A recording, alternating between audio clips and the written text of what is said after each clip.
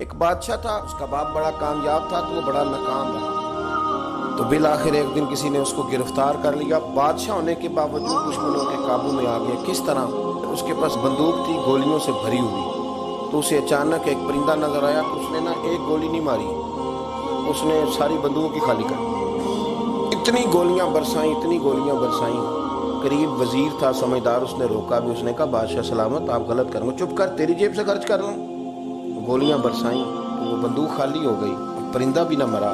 واپس نکلے تو دشمنوں نے گھیر لیا، اسلحہ پاس کوئی نہیں تھا، گرفتار ہو گیا وزیر سمیت۔ تو کہا کہ وہ تم مجھے روک کیوں رہے تھے؟ تو اس نے کہا بادشاہ میری جرت تو نہیں، لیکن وہ جو آپ جس کو گولیاں مار رہے تھے وہ پرندہ نہیں تھا، پرندے کا سایہ تھا، آپ نے سائے پہ ہی ساری بندوق خالی کر دی، سوچا سمجھے نہیں، اتنی جلد بازی کی آپ نے کہ پرندہ بھی نہیں، سایہ تھا، آپ نے گولیاں مار دی۔ اور حال یہ ہے کہ اب ہم گرفتار ہو گئے، تھوڑا اگر وقت گزارتے، توقف کرتے، تھوڑا ٹھہرتے، بڑی ساری چیزیں ٹھیک ہو جاتی۔ میرے رسول کریم صلی اللہ علیہ وسلم کی آپ کبھی چیزیں کھول کے دیکھیں، وہ عثمان بن طلحہ نے فتح مکہ کے موقع پہ کہا تھا میں آپ کو چابی نہیں دوں گا، تو حضور نے فرمایا تو نہ دے، ایک وقت آئے گا میں تجھ سے لے لوں گا۔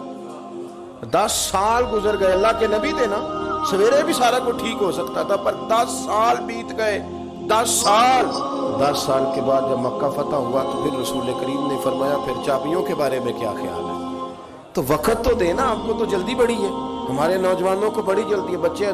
بچہ لے کے آتے ہیں، لوگ کہتے ہیں پیر صاحب اس کو درس نظامی پڑھانا ہے، اچھا جی ٹھیک ہے پڑھائیں، سال کتنے لگیں گے؟ 8، کہتے پورے 8؟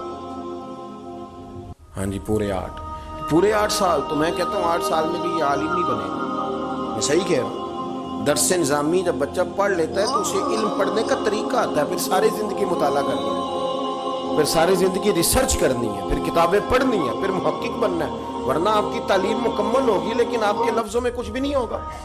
اس کے لیے آپ کو پڑھنا ہے، ساری زندگی سیکھنا ہے۔ اور میرے نبی پاک علیہ السلام نے جو ہمیں کہا تھا نا کہ ماں کی گود سے لے کر قبر کی گور تک، حضور اتنا لمبا پیریڈ دے دیا آپ نے پڑھنے کا۔ ہمارے ہاں تو جو بندہ 6 مسئلے کول سن لیتا مفتی اعظم ہو جاتا ہے، اگر 2-4 اردو کی کتابیں بھی وہ سیدھی پڑھ گیا تو پھر وہ کہتا ہے مولویاں نو کی پتہ ہو گئی، تو میں نو پتہ ہے سارا، سیدھی پڑھنے لگ گیا نا، ذرا صحیح لائن پوری پڑھ لیتا ہے تو آپ کہتا ہے مولویاں نو چھوڑیں، آپ یہ جلد بازی ہے، اس سے آپ کی طبیعت تکلیف، زندگی میں ٹھہراؤ پیدا کریں، تھوڑا روکیں۔ اور میرے ابا جی کہا کرتے تھے پتر بٹا بھی کدھر پیار ابے صحیح پارا ہو ہی جاتا ہے، لیکن اگر وہ کھڑا نہ ہو، کبھی ادھر بھاگے تو پھر تو جو ساتھ وزن ہوتا ہے وہ بھی اتر جاتا ہے۔ جلد بازی نہیں کریں، بھاگے نہیں، کبھی بھی آپ بغیر اطمینان کے اپنی زندگی نہ گزاریں، سکون میں رہیں۔ آپ اس دین کے ماننے والے ہیں جو بڑا ہی میٹھا ہے، جو بڑا ٹھنڈا ہے، جس کے اندر راحت ہے، جس کے اندر سکون ہے، جس کے اندر خوبصورتی ہے۔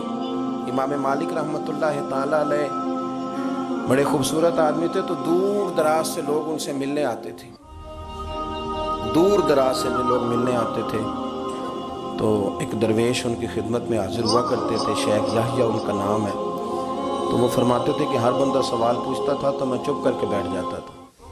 مجھے کسی نے کہا کہ آپ کیوں نہیں کوئی بات پوچھتے؟ تو میں نے کہا مجھے مزہ لینا ہے اپنے شیخ کا۔ کہا وہ کس طرح؟ کہنے لگے دیکھنا وہ خود پوچھیں گے کیسے آئے ہو، کہاں سے آئے ہو، کوئی بات تو نہیں کرنی۔ تو کہتے ہیں یہ تو مزہ تب آئے گا نا جب چپ کر کے بیٹھیں گے۔ کیا کہا تھا کسی نے؟ چپ کر سیں تے موتی مل سن، تے ذکر کریں تے جے پاگلا مانگو رولا پاؤں، نہ موتی نہ ہیرے۔ تو ہم تو شور سے چیزوں کو جیتنا چاہتے ہیں، تو شور سے چیزیں جیتی جا سکتی، جتنی طلاقیں ہوتی ہیں جلد بازی کی وجہ سے ہوتی ہیں۔ اگر تھوڑا اطمینان ہو جائے، تھوڑا سوچیں، تھوڑا پرکھیں، آزمائش میں نہ پڑیں۔ قتل کیوں ہوتا ہے؟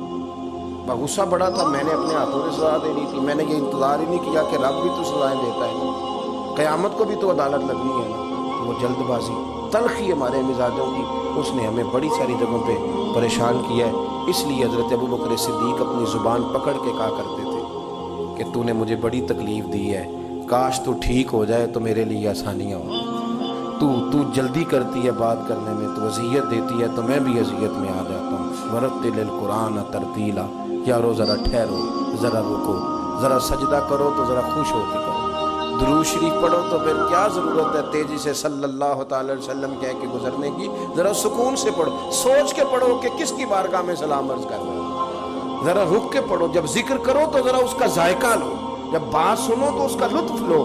جلد بازی آپ کو پریشان کرے۔ خراب کرے گی، چیزیں بگڑ جائیں گی۔ اللہ ہمیں اپنے محبوب کا صدقہ اطمینان قلبی عطا کرے۔